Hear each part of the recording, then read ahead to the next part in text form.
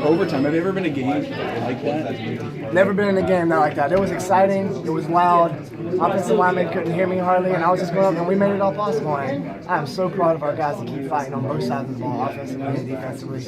And I never lost confidence that we were going to win that game going into those overtimes, and we kept going. And it was like, wow, this keeps on going, and we're going to have to start going for two. But I knew if we got in the position and they didn't get it, I knew that we were. What was your mindset in that 2-point play?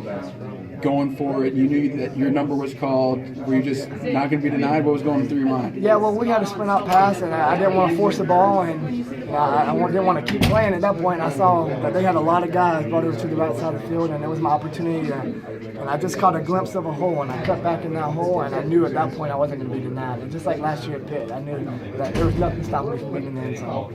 How about you spread the ball around a lot with multiple receivers?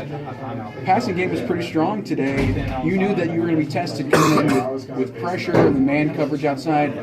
How were you able to succeed? What was the winning formula there?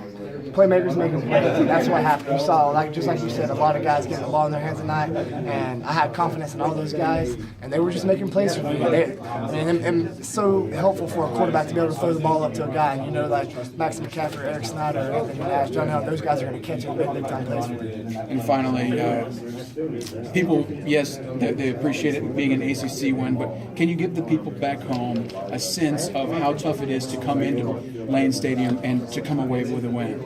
It is one of the toughest environments to play in football, and they're known for their loudness, and you can't hear anything on the field, and communication gets blurry out there because you can't hear, the offensive lineman can't hear, and they're asking me, and there's really no cadence in this environment, and we just got to come out. Everyone has to be on the same page, and it's very tough, and it's so huge for our program to go back-to-back in Blacksburg like that. It's a milestone for our program.